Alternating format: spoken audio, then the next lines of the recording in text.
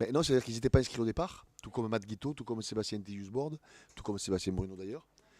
Et après, on a la possibilité d'en faire entrer que deux hors première ligne.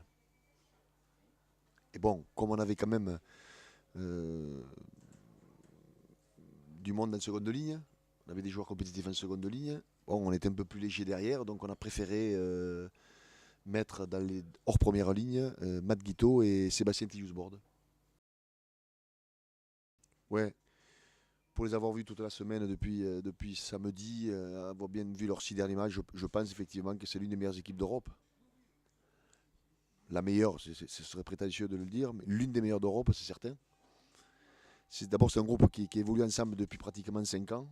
Et on le sent, quoi. On sent qu'il y a de la cohésion, qu'il y a quelque chose de construit, d'établi. Mais bon, voilà, c'est un quart de finale de challenge, comme tu disais, avec une équipe qui a perdu sa qualification dans la poule de Toulouse en ayant perdu Connard, où il tombait des cordes et on ne pouvait pas faire une passe. Sans ça, je crois que c'est eux qui seraient qualifiés, tout simplement, hein.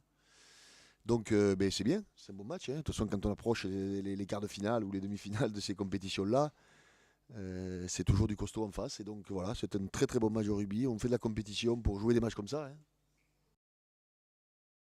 Non, beaucoup frappé l'homogénéité, il n'y a pas de point faible, quoi. Il y a une bonne conquête, une bonne défense, ça joue beaucoup.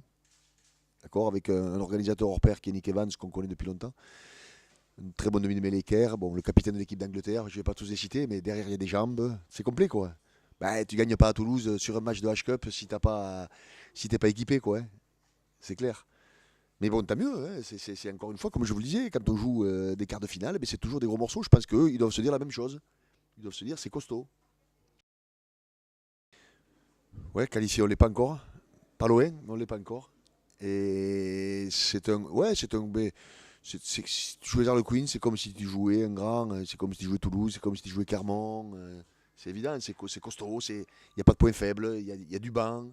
Voilà, c'est une grosse équipe d'Europe. Oui, enfin, idéal ou pas idéal, je sais pas, mais ce qui est sûr, c'est que avril et mai, tant que tu es dans le coup, c'est des grosses équipes, quoi. Sur les phases finales, ça c'est évident. Ben, comment tu la contres si tu veux, on joue pas à la Game Boy là. Il y a un affrontement. Le rugby, c'est un sport de combat. Il faut gagner le combat. C'est-à-dire qu'il n'est pas possible, justement, qu'ils te passent les bras quand ils te rentrent dans la défense. Il faut plaquer au ballon. Enfin, il y a plein de trucs qui font que. Si c'est eux qui gagnent ces duels-là, eh ben, tu perds le match. Si c'est toi qui les gagnes, eh ben, ouais, c'est aussi simple que ça. Et vice-versa quand c'est toi qui as le ballon. Après, c'est toujours pareil, le haut niveau, c'est la discipline. Il ne faut pas donner. À Brive, on a donné 3 pénalités où il n'y a aucune action en face. Il y a un ruck, le ballon ne sort pas, ça attend 30 secondes et on prend pénalité. Parce que le mec s'énerve ou un truc comme ça. Ça, dans haut niveau, tu peux plus. Parce que après, tu les traînes, ces points. Voilà, le haut niveau, c'est ça. Empêcher l'autre de construire son jeu et construire toi le tien. Tout en sachant qu'il y a des phases de combat, des mêlées, des touches qu'il faut gagner. Il y a des phases d'affrontement des rucks qu'il faut gagner. Voilà, c'est ça, c'est le rugby de haut niveau.